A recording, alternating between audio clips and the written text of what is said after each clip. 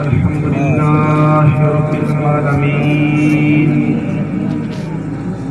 والصلاة والسلام على سيد الأنبياء والمرسلين وعلى آله وأصحابه وأهل بيته أجمعين. أما بعد فأعوذ بالله من الشيطان الرجيم. بسم الله الرحمن الرحيم. ومبشرا برسول يأتي من بعد اسمه أحمد. وقال الله تبارك وتعالى في مقام آخر: لعمرك إنهم لفي سكرتهم يعمهون. قال الإمام البخاری في صحیح البخاری بروایت زبیر بن مطعم رضی اللہ تعالی عنہ قال سمعت النبي صلى الله عليه وسلم إن لي أسماء أنا محمد وأنا أحمد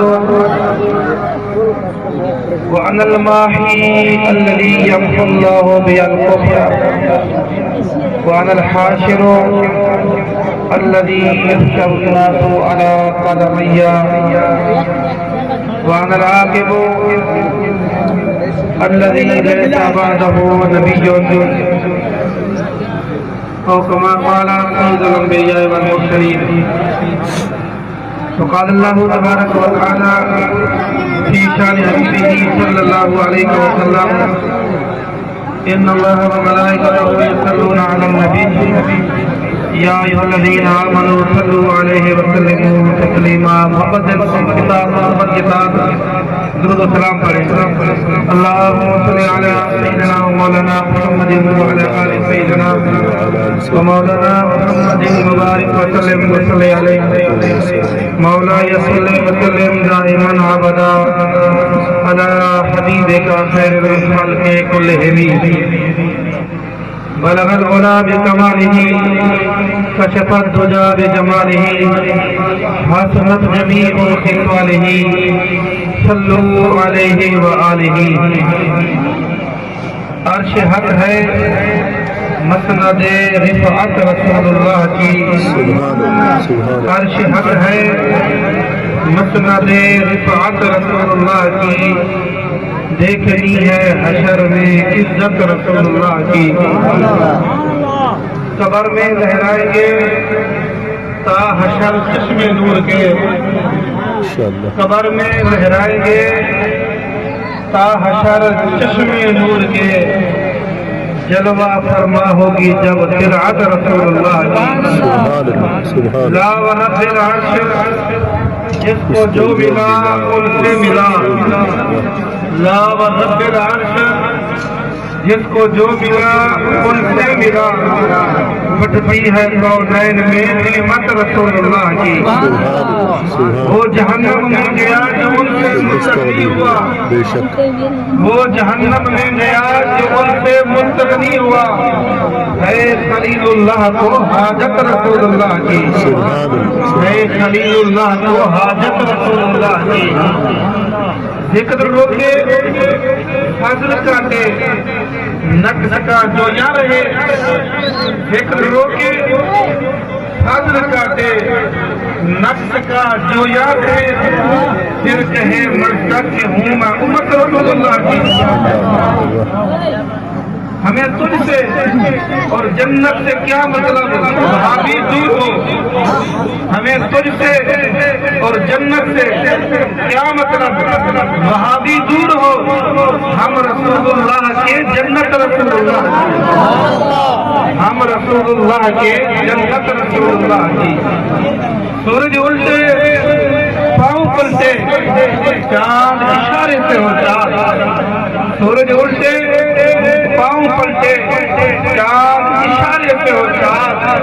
ارے اندھے نزدیک دیکھ لیں قدرت رسول اللہ کی.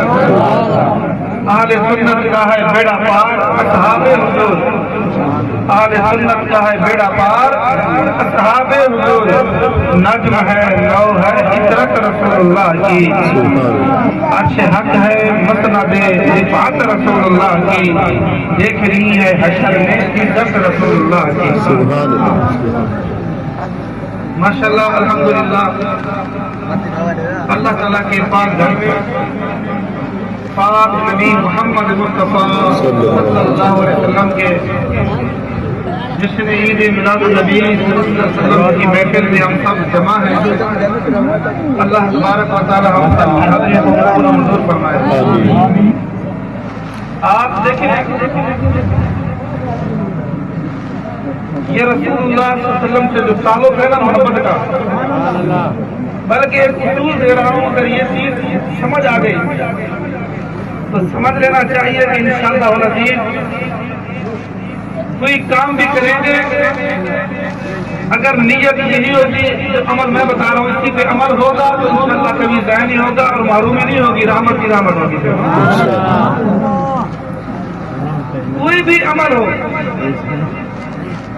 کوئی نیکی ہو، کوئی عمل کریں اس کا تعلق مصطفیٰ سے ہو،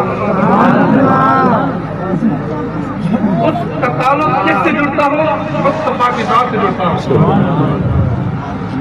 کوئی نیکی ہو، کوئی کام کرے اس کا تعلق اللہ کے رسول سے ملتا ہو، رسول اللہ علیہ وسلم سے تعلق ہو جائے، رسول اللہ علیہ وسلم کا نام آ جائے، کرنے والا عاشق مصطفیٰ ہو، وہ سید رجپال ہو، وہ عالم ہو، وہ قاری ہو، وہ مفتی ہو، وہ ان پڑھ ہو، وہ جاہل ہو، وہ جوڑا ہو، وہ کافر ہو، پھر بھی معروف نہیں ہوگا۔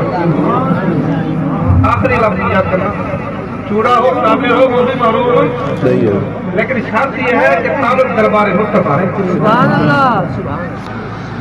حضرت امام غزالی رحمۃ اللہ علیہ جن کی کتاب مکاشفۃ القلوب مولانا سے فرما رہے تھے، پہلا باب جب شروع کرتے ہیں نا خوف خدا سے، ایک حدیث مبارک نقل کرتے ہیں کہ اللہ تبارک و تعالیٰ نے ایک فرشتہ پیدا فرمایا، اس فرشتے کے دو پر اتنے بڑے ہیں کہ مغرب و مشرق ان دو کے درمیان میں ہے، دو پر اتنے بڑے ہیں کہ مشرق و مغرب دو پروں کے درمیان، اور فرماتے ہیں کہ اس کا سر اللہ تعالیٰ کے عرش کے نیچے ہے، اس کے دو قدم ساتوں زمینوں کے نیچے تک ہے، صاف ستھرا۔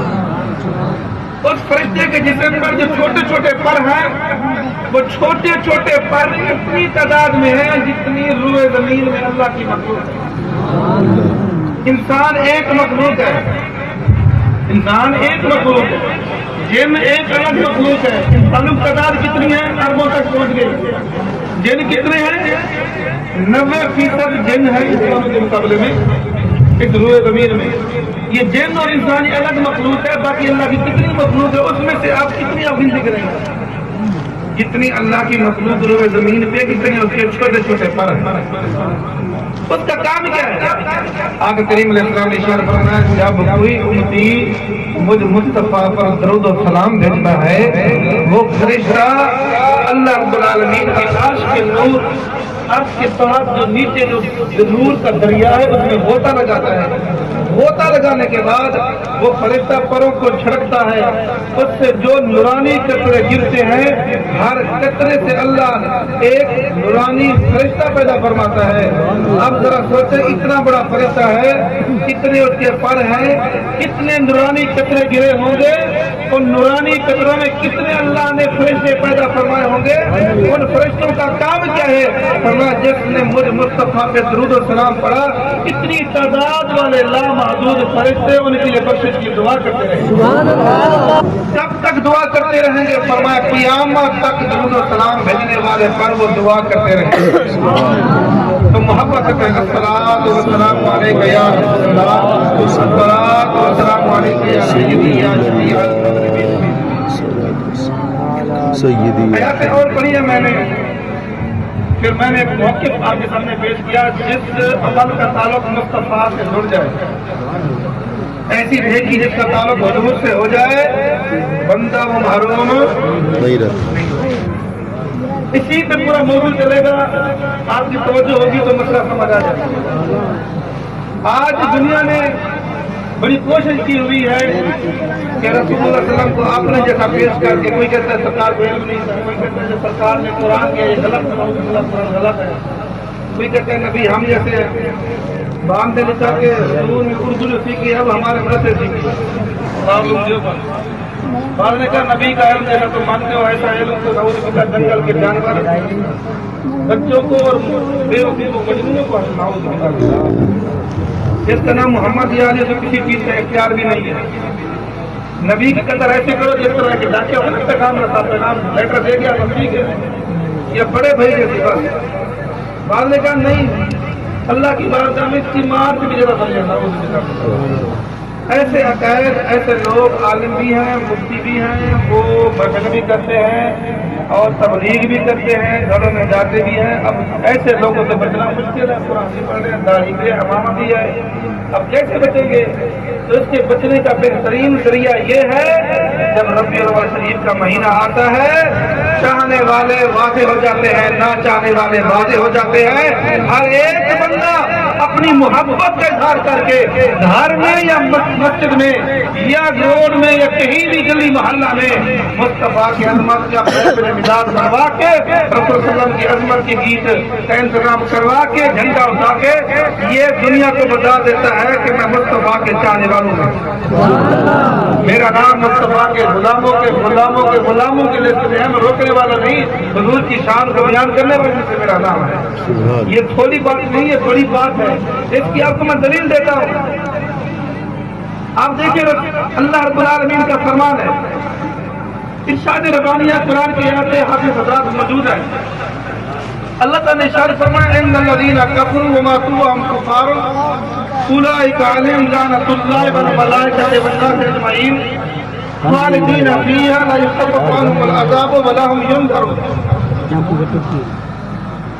فرمایا وہ لوگ جو کفر میں رہے اور کافر ہو کے مر گئے، کفر میں زندگی گزاری، جب مرے تو کافر ہو کے مرے، ان پر اللہ کی بھی لعنت، فرشتوں کی بھی لعنت، تمام لوگوں کی لعنت، ہمیشہ جہنم میں رہیں گے۔ ان کے عذاب میں تخفیف نہیں کی جائے گی، عذاب کم نہیں کیا جائے گا ان کا، اور عذاب کے ہوتے ہوئے وہ کہیں گے ہمیں معاف کر دو، ڈھیل بھی نہیں دی جائے گی۔ کن پہ؟ جو کفر میں رہے، کفر میں رہے، کفر میں رہتے ہوئے کفر میں مر گئے، ان پہ عذاب کیا ہے؟ ان کی عذاب میں نرمی نہیں کی جائے گی، ان کو ڈھیل بھی نہیں دی جائے گی، ان پہ اللہ کی بھی لعنت، فرشتوں کی بھی لعنت، تمام لوگوں کی لعنت۔ مفہوم سمجھ آ گیا تھا کلمہ کا؟ یہ کس کا فیصلہ ہے؟ اللہ کے قرآن کا فیصلہ ہے، یہ رب العالمین کا فیصلہ ہے، یہ قرآن کا قانون ہے، یہ رب کا قانون ہے۔ فرمایا جو کافر ہے، کفر میں مرا، نافرمان تھا، گستاخ تھا، بے ادب تھا، اسے کوئی ڈھیل نہیں دی جائے گی، اس پہ کوئی نرمی نہیں کی جائے گی، اس پہ صرف لعنت ہی لعنت ہے۔ یہ بات سمجھ آ گئی آپ کو؟ آگے چلیں۔ ایک کافر گزرا، کافروں کا سردار ہے، کافروں کا سرگنا ہے، سخت کافر ہے، جس کی مذمت میں، جس کی برائی میں پوری سورت قرآن کے نازل ہوئی۔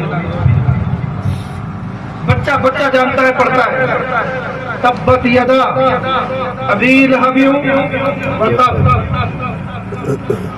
جب بھی کچھ پڑھتا ہے اس کا معنی یہ ہے، وہ کہتا ہے ابو لہب کے دونوں ہاتھ برباد ہو جائیں۔ یہ کب نازل ہوئی؟ جب رسول اللہ صلی اللہ علیہ وسلم نے اعلان نبوت فرمایا، لوگوں کو جمع کیا، یہ چچا تھا، یہ آ گیا۔ جب اس نے سنا کہ رسول اللہ صلی اللہ علیہ وسلم اعلان نبوت فرما رہے ہیں، اس نے ہاتھ سے اشارہ کیا، نعوذ باللہ، اس نے گستاخی کی، ہاتھ اشارہ کر کے برباد ہو جائے۔ تو اللہ کریم رب نے قرآن نازل فرمایا، جواب مصطفیٰ کی طرف سے خود رب نے دیا۔ اسے پتا چلا جو بے ادبی کرتا ہے، غصائی کرتا ہے، کریم رب کو ناگوار ہوتی ہے، جواب خود رب العالمین دیتا ہے۔ اس نے ایک دفعہ کہا، اس نے ہاتھ کے بارے میں ایک دفعہ کہا برباد ہو جائے، کریم رب نے قرآن نازل فرما کے 14 صدیاں پہلے سے آج تک قیامت تک قرآن رہے گا تو تبت یدا ابی لہب پڑھتا رہے گا، ابو لہب کی برائی ہوتی رہے گی، اس کی مذمت ہوتی رہے گی۔ قرآن جب تک تلاوت میں رہے گا، جب تک بچہ پڑھتا ہے نیت کرے یا نہ کرے، اس کا ارادہ ہو یا نہ ہو، لیکن جب وہ پڑھتا ہے تبت یدا ابی لہب، اس کو کہہ رہا ہوتا ہے ابو لہب تیرے دونوں ہاتھ برباد ہو جائے۔ یہ کس کا بدلہ ہے؟ یہ کیوں کہہ رہا ہے؟ اس لیے کہ مصطفیٰ کا وصال پتہ چلا حضور کے وصال کو نہ قرآن معاف کرتے نہ رب رحمان معاف کرتا ہے، نہ قرآن پڑھنے والا قرآن کا قاری توجہ کریں گے۔ بات میں جو کرنا چاہتا ہوں علماء سمجھ گئے ہوں، یہ بات سمجھ آ گئی۔ کافروں پہ اللہ کی لعنت، کافروں کے عذاب میں کمی نہیں کی جائے گی، کافر سخت عذاب میں ڈھیل بھی نہیں دی جائے گی، اور کافر کا سرگنا خود سوچیں اس پہ کتنا عذاب ہوگا۔ یہی ابو لہب جو سخت کافر ہے، کافروں کا بڑا ہے، بڑے بڑے علماء نے لکھا، امام فخر الدین رازی رحمۃ اللہ علیہ نے لکھا، شاہ عبد الحق محدث دہلوی رحمۃ اللہ علیہ۔ یہ وہ جوان ہے اس برے صغیر میں تمام مکاتب فکر میں اگر علوم حدیث کا استاد ہے تو شاہ عبد الحق محدث دہلوی رحمۃ اللہ علیہ۔ یہ وہ شخص ہے جس کی رات ایسے سال نہیں گزرتی تھی، ہر رات میں مصطفیٰ کا دیدار کرتا تھا۔ شیخ عبد الحق محدث دہلوی رحمۃ اللہ علیہ ہر رات میں مصطفیٰ کا دیدار۔ سبحان اللہ، کتنے پائے کا بندہ ہے، کتنے شان والا بندہ ہے۔ اس نے لکھا، یہ واقعہ جو میں بیان کرنے لگا ہوں، جب رسول اللہ صلی اللہ علیہ وسلم کی ولادت ہوئی، اس حدیث کا حوالہ صحیح البخاری میں مستند کتب میں موجود ہے کہ جب رسول اللہ صلی اللہ علیہ وسلم کی ولادت کے بعد شہادت ہوئی، ایک ابو لہب کی لونڈی تھی سویبیہ، وہ سویبیہ ڈوٹی ہوئی آئی، ابو لہب کو کہا تجھے مبارک ہو، تیرے گھر میں بھتیجا آ گیا ہے۔ ابو لہب نے خوشی محسوس کرتے ہوئے بھتیجا سمجھ کے، نبی سمجھ کے نہیں، کیا سمجھ کے؟ بھائی کا بیٹا سمجھ کے، بھتیجا سمجھ کے خوش ہو کر اس لونڈی کو، کنیز کو آزاد کر دیا کہ تو نے مجھے اچھی خبر دی ہے، میں تجھے آزاد کرتا ہوں۔ صدقہ کیا مصطفیٰ کے نام، اس لونڈی کو کیا کیا؟ آزاد کیا۔ یہ مر گیا، بے ادب مر گیا۔ مرنے کے بعد گھر والوں نے خواب میں دیکھا، پوچھا ابو لہب تیرا کیا حال ہے؟ ظاہر اتنا بڑا گناہگار تھا، کافر تھا۔ یہ یاد رکھیں جو کافر ہے نا، دو فرشتے ہوتے ہیں، یعنی دائیں طرف بائیں طرف فرشتے ہوتے ہیں، نیکے لکھنے والے برائی لکھنے والے۔ کافروں کی طرف سے دائیں طرف والا فرشتہ ہوتا ہی نہیں، صرف بائیں۔ کیوں؟ کافر کی نیکی نیکی ہوتی نہیں، اس کی جو بھی کریں گناہ لکھے جاتے ہیں۔ کیوں؟ نیکی ملتی ہے ایمان سے۔ جو انبیاء ہیں ان کی بائیں طرف والا فرشتہ نہیں ہوتا گناہ لکھنے والا، انبیاء گناہوں سے پاک ہیں۔ بے شک انبیاء کی ایسی جماعت ہے کہ صرف دائیں طرف والے فرشتے جو ثواب لکھتا ہے بس، بائیں طرف والا فرشتہ ہوتا ہی نہیں۔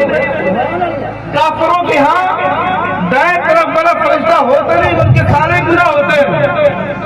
یہ قانون ہے رب کا، کافروں پہ عذاب ہے، یہ قانون ہے رب کا۔ کافر جہنم میں، یہ قانون ہے رب کا، یہ قرآن کا قانون ہے۔ ابو لہب سے سورۃ مزمت کے لیے نازل ہوئی، یہ بھی رب کا قانون ہے، رب کا فیصلہ تھا۔ لیکن دیکھیے ابو لہب نے جو لونڈی کو آزاد کیا تھا، یہ عمل کا تعلق کس کے ساتھ تھا؟ ان کے ساتھ، کس خوشی میں کیا تھا؟ وجہ کیا تھی؟ آمد مصطفیٰ تھی۔ حالانکہ کافر کی نیکی نیکی نہیں، لیکن یہ یہ عمل ایسا تھا اس کا تعلق مصطفیٰ کی ذات کے ساتھ، سبحان اللہ، حضور کے ساتھ تعلق ملا ہوا تھا، اس عمل کا تعلق رسول اللہ علیہ وسلم سے جڑا ہوا تھا۔ جب خواب میں دیکھا گیا، ابو لہب سے پوچھا گیا قبر میں تیری کیا حالت ہے، تو کس حالت میں رہتا ہے؟ اس نے کہا میں عذاب میں رہتا ہوں، عذاب میں رہتا ہوں، لیکن جب شمار کا دن آتا ہے، پیر کا دن آتا ہے، مجھے انگلی سے شراب کیا جاتا ہے، مجھے سکون ملتا ہے، مجھے راحت ملتی ہے۔ پوچھا وجہ کیا ہے، تجھے کیوں سکون ملتا ہے؟ تو کافر تھا، تو بہت بڑا ظالم انسان تھا۔ اس نے کہا اس وجہ سے مجھے سکون ملتا ہے، اس انگلی کے اشارے سے میں نے سویبہ لونڈی کو آزاد کیا تھا، وجہ یہ تھی کہ مصطفیٰ کی آمد کی وجہ سے، رسول اللہ علیہ وسلم کی آمد کی وجہ سے میں نے اسے آزاد کیا تھا، اس نیکی کی وجہ سے، اس عمل کی وجہ سے۔ کافر کی نیکی ہوتی تو نہیں ہے لیکن عمل ہوا تھا، اس کا تعلق مصطفیٰ سے تھا۔ کریم رب نے یہ نہیں دیکھا یہ کافر ہے، کافر عذاب میں ہے، ان میں کوئی ڈھیل نہیں ہے، ان کے جو ہے کوئی نظر نہیں کی جائے گی، ان کے عذاب میں کمی نہیں کی جائے گی، لیکن مصطفیٰ سے تعلق جڑا ہوا تھا۔ اللہ کریم رب نے اس سے بھی نفع عطا کیا، اس نے کہا شمار کے دن مجھے اس سے پلایا جاتا ہے، مجھے بڑا سکون ملتا ہے۔ اس لیے حاضرین گرامی نقطہ سمجھنا مقصود تھا، وہ کافر جو سخت کافر، وہ کافر جو جن کے بارے میں قرآن کا فیصلہ ہے ان کے عذاب میں کوئی کمی نہیں کی جائے گی، جن پہ ہر وقت لعنت برس رہی ہے، جن کی مذمت ہو رہی ہے، لیکن اس نے بھی اگر حضور کی آمد پہ خوشی کا اظہار کیا تو اس عمل کا تعلق حضور کے ساتھ جڑا ہوا تھا، اللہ نے اسے بھی محروم نہیں کیا۔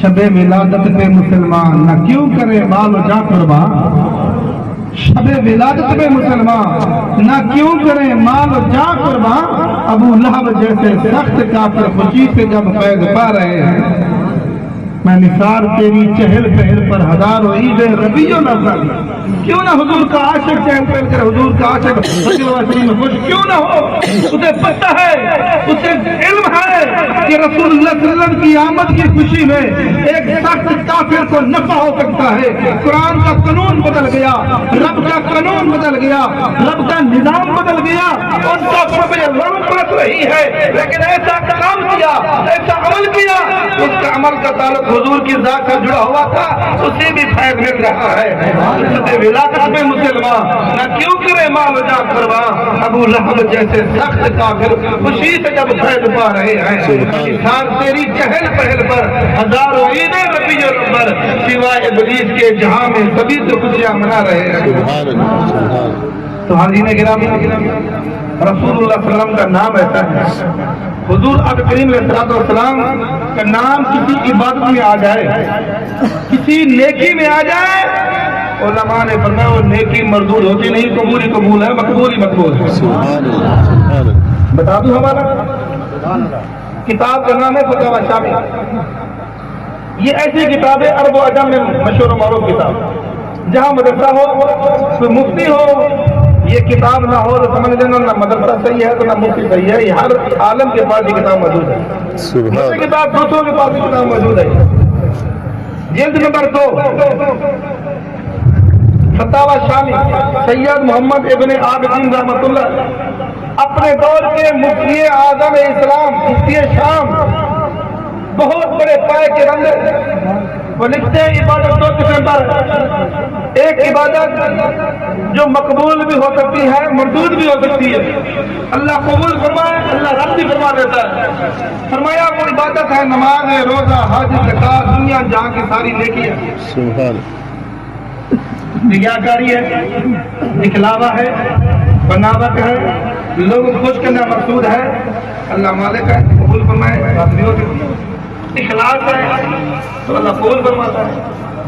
لیکن فرماتے ہیں دوسری عبادت دوسری نیکی وہ ہے درود مصطفیٰ، درود و سلام، فرماتے ہیں کہ ریاکاری ہے، اس میں دکھلاوا ہے، اس میں وضو ہے یا نہیں ہے، جس نیت سے پڑھیں، اخلاص سے پڑھیں، صبح پڑھیں، شام پڑھیں، لوگوں کو دکھلا کے پڑھیں، ریاکاری سے پڑھیں، اللہ اللہ کریم رب درود و سلام بھیجنے والے کو نہیں دیکھتا، اپنے محبوب کے نام کو دیکھتا ہے۔ سبحان اللہ، کریم رب اپنے محبوب کے نام کو دیکھتا ہے، یہ نہیں دیکھتا کہ یہ بھیجنے والا کون ہے، ان پڑھ ہے پڑھا لکھا ہے، اس کا وضو ہے یا نہیں ہے، یہ تو لوگوں کو دکھا کے پڑتا ہے، یہ تو ریاکاری ہے۔ اور لوگ کہتے ہیں جی جناب یہ درود و سلام پڑھتے ہیں اذان سے پہلے ہمیں چلانے کے لیے پڑھتے ہیں۔ لوگ کہتے نہیں کہتے، یہ ہمیں دلانے پڑتے ہیں۔ یہ ہمارے بزرگوں نے پہلے فرما دیا جس عمل کا تعلق مصطفیٰ کو ہو جائے ریاکاری بھی ہے تب بھی مقبول ہے، دعویٰ ہے تب بھی مقبول ہے۔ کیوں؟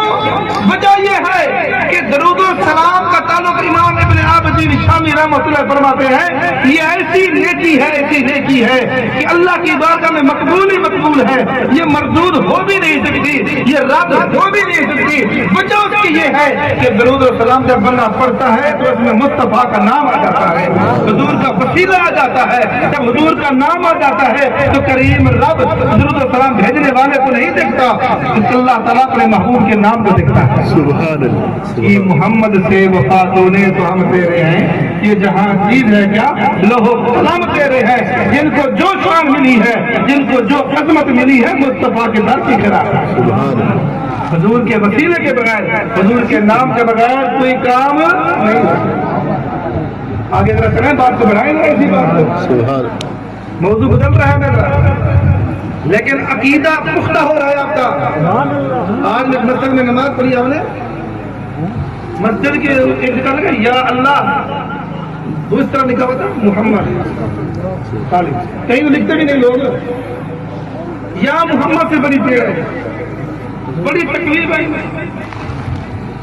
قرآن میں یا ایھا النبی ہے یا نہیں؟ نماز پڑھتے ہیں السلام علیکم ایھا النبی ہے یا نہیں؟ یا ایھا المدثر ہے یا نہیں؟ یا ایھا المزمل ہے یا نہیں؟ یا ایھا الرسول ہے یا نہیں؟ ان سے معنی پوچھئے، یا محمد، یا رسول، یا ایھا المدثر، یا ایھا المزمل، یا ایھا النبی میں کیا فرق ہے؟ السلام علیکم ایھا النبی میں کیا فرق ہے؟ مسئلہ کیا ہے؟ تمہیں نماز میں پڑھ رہے ہو، قرآن میں پڑھ رہے ہو، تمہارا بس نہیں چلتا نکالنے کا، بات تو ایک ہی ہے نا۔ یاد رکھیں اللہ کریم رب نے، میرے آقا کا فرمان ہے جنہیں رب جنت دیتا ہے جنت کے کام آسان کر دیتا ہے۔ سبحان اللہ، سبحان اللہ، جنہیں رب جنت دیتا ہے جنت کے کام آسان فرما۔ ہمارے لیے خوش نصیبی کی بات یہ ہے کہ ہم سنی نمازیں پڑھتے ہیں، حج کرتے ہیں، روزہ رکھتے ہیں، ہم مسجد کی خدمت کرتے ہیں، لیکن ہمارا نظریہ یہ ہوتا ہے کہ مصطفیٰ راضی ہو جائے، رب بھی راضی ہو جائے۔ ہم میں سے ہر ایک کا تعلق جڑا ہوا ہوتا ہے حضور کے دربار کے ساتھ۔ ذرا مزید اس کے اندر پختگی کرتے ہیں۔ آپ دیکھیں حضرت آدم علیہ السلام روئے زمین پہ جلوہ گر ہوئے، بے شک، کتنے سال رہے؟ 300 سال۔ توجہ ہے نا جی؟ پیچھے والے حضرات ذرا بلند آواز سے کہیں سبحان اللہ۔ کتنے سال رہے آدم علیہ السلام؟ 300 سال، 300 سال۔ جہاں سجدہ کرتے اتنا لمبا سجدہ کرتے کہ وہاں پہ درخت ہو جاتے، بڑے بڑے ہو جاتے، سجدہ جاری ہے۔ سبحان اللہ، سبحان اللہ، بڑی بڑی تفسیروں کے اندر تفسیر خاضر ہے، تفسیر روح البیان ہے، باقی تفاسیر کے اندر یہ آیا ہے روئے زمین میں سے خوف خدا کی وجہ سے رونے والے بڑے لوگ آئے، ساری دنیا رونے والوں کے آنسو کو جمع کیا جائے، حضرت داؤد علیہ السلام کے آنسو سب سے بڑھ کر، اللہ، حضرت داؤد علیہ السلام کے آنسو کو جمع کیا جائے، لوگوں کو، سارے دنیا کے لوگوں کو آنسو کو جمع کیا جائے، آدم علیہ السلام کے رونے والے آنسو سے جو آنسو بہے ہیں وہ سب سے بڑھ جائے۔ اتنے روئے خوف خدا کی وجہ سے، اتنے سال روتے رہے، 3 صدیاں، 300 سال۔ توجہ کریں گے، خوف خدا سے آنسو بہانے چاہیے۔ خوف خدا سے نکلنے والا آنسو کا ایک قطرہ بھی بندے کو نقصان نہیں دیتا، بڑا فائدہ دیتا ہے۔ بے شک، سبحان اللہ، قرآن پاک آیت کریمہ ہے، جب اعضاء انسان کے مخالف ہو جائیں گے، یہ ہاتھ گواہی دیں گے، یہ ہاتھ پاؤں سارے انسان کے خلاف گواہی دیں گے، حتیٰ کہ انسان کا چمڑا، انسان کا جسم انسان کے خلاف کھڑا ہو جائے گا۔ وَقَالُوا لِجُلُودِهِمْ لِمَ شَهِدتُمْ عَلَيْنَا، پھر انسان کہے گا میرا جسم، میرے ہاتھ، میرے اعضاء میری خلاف گواہی دی، میں تمہارے لیے سب کچھ کرتا رہا، اے آنکھیں، اے کان، اے ہاتھ، میں تمہیں پالنے کے لیے، تمہیں سنوارنے کے لیے، تمہارے مضبوط کرنے کے لیے سب کچھ کرتا رہا، آج تم سب میرے خلاف کھڑے ہو گئے ہو۔ وہ جواب دیں گے قالوا انطق اللہ الذی، ہم کیوں نہ بولتے رب کا جو حکم تھا، مالک کا رب ہے، سب کچھ کا مالک تو رب ہے، ہم کیوں نہ بولتے، اللہ کا جو حکم تھا، اللہ کے حکم سے سب اعضاء بولیں گے۔ آقا کریم علیہ السلام نے فرمایا انسان کے سارے اعضاء مخالف، انسان گناہگار، فرشتے جہنم کی طرف لے کے جا رہے ہوں گے، فرشتے جہنم کی طرف لے کے جا رہے ہوں گے، جاتے جاتے دائیں آنکھ سے پلکوں میں سے ایک بال اللہ تعالیٰ کی بارگاہ میں عرض کرے گا، یا رب یا رب یا رب۔ سبحان اللہ۔ آنکھ کے بالوں میں سے ایک بال عرض کرے گا، یا رب یا رب یا رب۔ اللہ تعالیٰ فرمائے گا، مخاطب کرے گا، جی، عرض کرے گا، یا اللہ تیرا وعدہ نہیں ہے کہ تیرے خوف کی وجہ سے ایک چھوٹا سا قطرہ آنکھ سے نکلے اور ایک بال اگر تمہیں ڈوب جائے، تو نے وعدہ کیا نا میں رب بخش دوں گا؟ سبحان اللہ۔ وعدہ ہے یا نہیں؟ اللہ تعالیٰ فرمائے گا وعدہ میرا تھا کہ ایک اگر بال گیلا ہو گیا، ڈوب گیا پانی کے قطرے میں، اس پر سوچے ایک بال کتنا پانی چاہیے، خوف خدا کی وجہ سے نکلا ہوا آنسو ہوگا، میں رب اسے بخش دوں گا۔ امام غزالی رحمۃ اللہ علیہ نے نقل کیا ہے، درۃ الناظر کتاب کے اندر یہ واقعہ موجود ہے، اللہ تعالیٰ کی بارگاہ میں دائیں آنکھ کا ایک بال عرض کرے گا، یا اللہ اس بندے نے تیری خوف کی وجہ سے ایک دفعہ آنسو نکالا تھا، وہ قطرہ اتنا تھا کہ میں ڈوب گیا تھا اس قطرے میں۔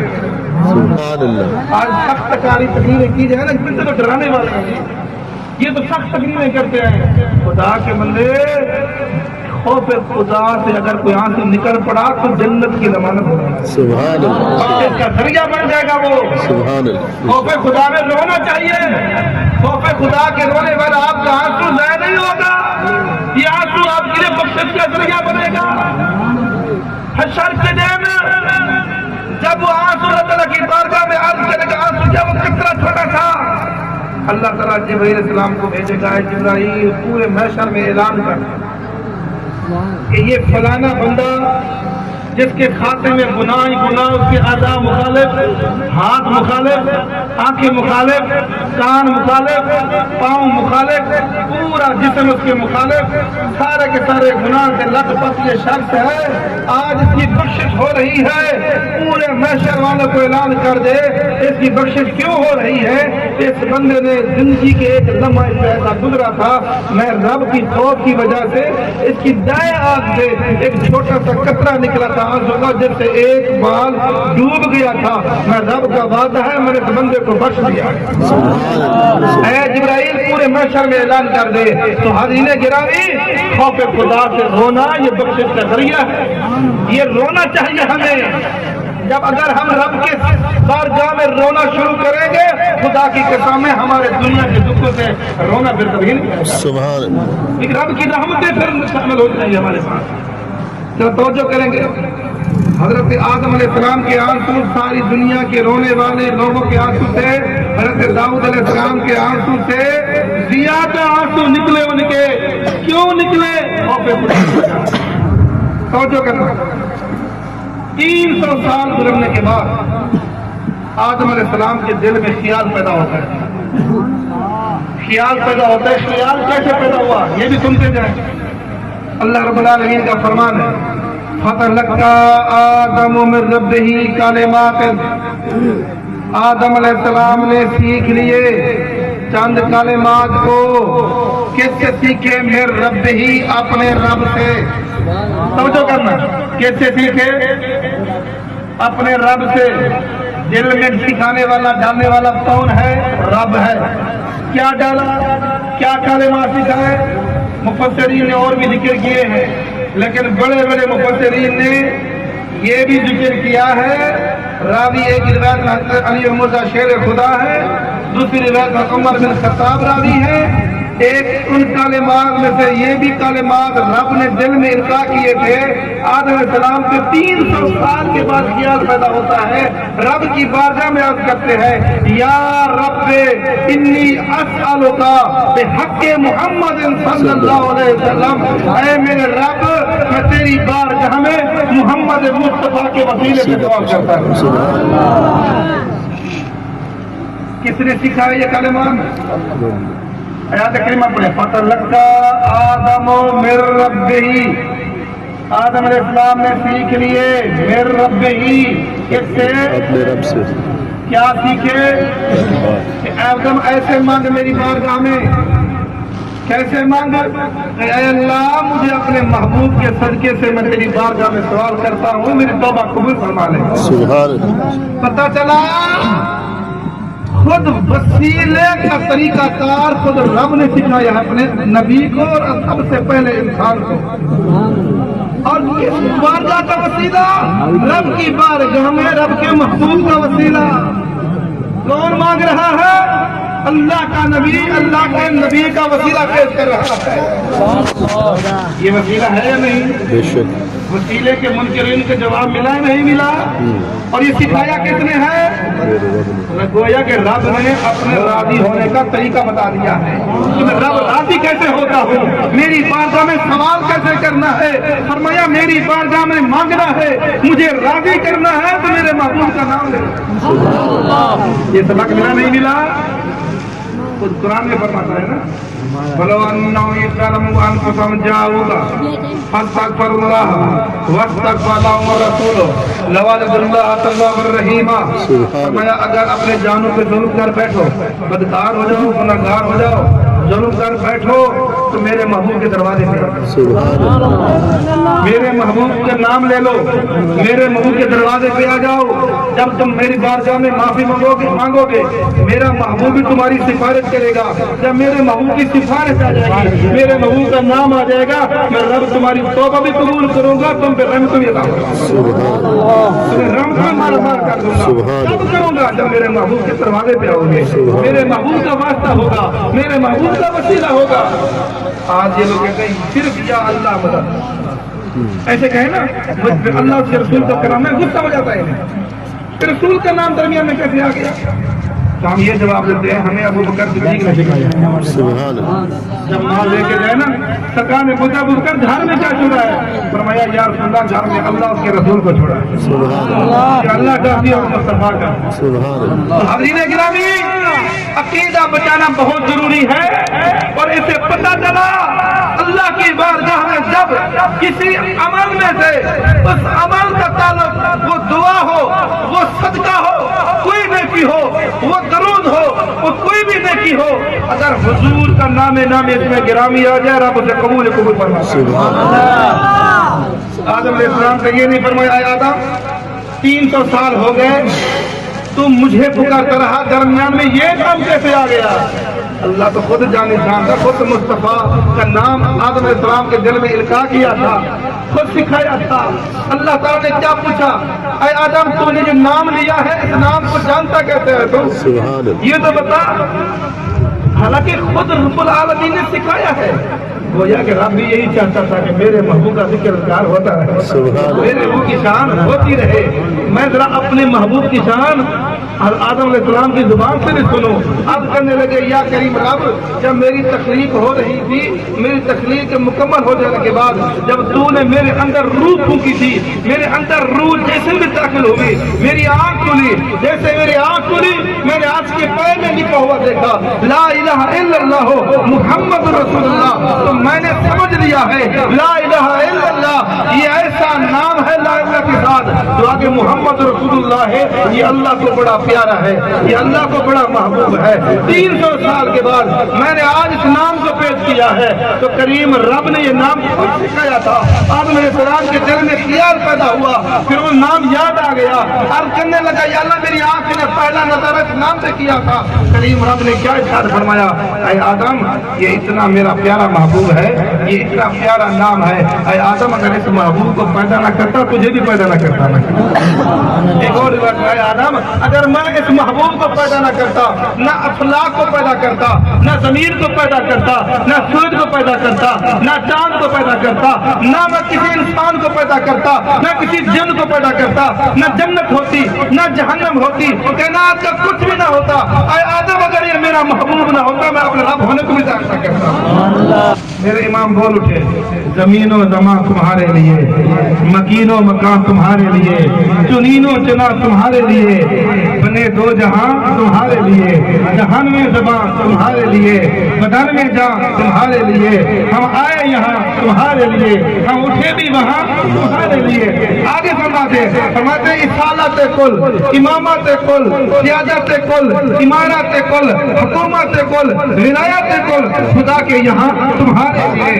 کائنات میں رب نے جو بھی بنایا ہے اے محبوب سب کچھ آپ کے لیے بنایا ہے.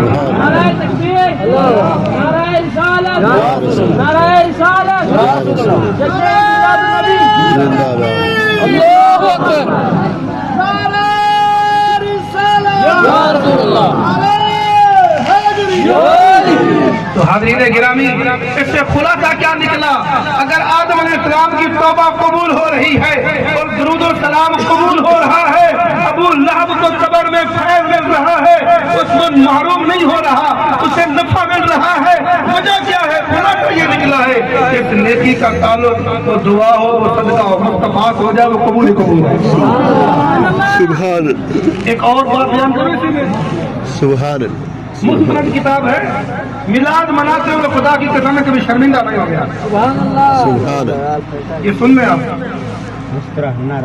یہ ہم پڑھتے ہیں نا اللہم صلی علی محمد, پڑھتے نہیں صلی اللہ علیہ وسلم پڑھے, اللہم صلی علی محمد پڑھے, یہ لفظ صلی جیسے کی معنی, لفظ صلی کا ایک معنی ہے دعا, ایک معنی ہے نماز, ایک معنی ہے رحمت, ایک معنی ہے برکت, ایک اور معنی بھی ہے. کتاب ہے مناظر رشیدیہ, جتنے مساجد فکر ہیں ہر مدرسے میں پڑھائی جاتی ہے. تقریباً 7ویں سال میں بچہ جو پہنچ رہا ہے اس بچے کو ہم پڑھاتے ہیں. انہوں نے معنی کیا اللہم صلی علی محمد کا معنی کیا کیا؟ صلی کا معنی کیا عظم ہو, اے اللہ مصطفیٰ کی شان کو بڑھا دے. سبحان سبحان صلی کا معنی کیا؟ عظم, عظیم سے نا, عظمت بڑھا دے. یعنی جو درود و سلام بھیجنے والا ہوتا ہے وہ کیا کہہ رہا ہوتا ہے؟ اے اللہ مصطفیٰ کی شان کو بڑھا دے, اے اللہ مصطفیٰ کے مقام کو بڑھا دے, اے اللہ اس محبوب کی عظمتیں بڑھا دے, اے اللہ اس محبوب کی نعمتیں بڑھا دے, اے اللہ اس محبوب کی شان کو بڑھا دے. جب یہ بندہ اس طرح کہہ رہا ہوتا ہے کریم رب یہ نہیں دیکھتا یہ کہنے والا گنہگار ہے, بدکار ہے, سیاہکار ہے, امیر ہے, غریب ہے, وہ اخلاص سے کہہ رہا ہے یا ریاکاری کر رہا ہے. اللہ تعالیٰ یہ دیکھتا ہے میرے محبوب کی تو شان بیان کر رہا ہے نا, اس کی جیسی نیت بھی ہو, ریاکاری بھی ہو, جیسے بھی ہو, میرے محبوب کی شان کو بیان کر رہا ہے. اللہ تعالیٰ فرماتا ہے جیسا بھی ہے میں نے اس کی دعا کو قبول کر لیا ہے, اس کی دعا کو بھی قبول کیا ہے, اس کے درود و سلام کو بھی قبول کر لیا ہے.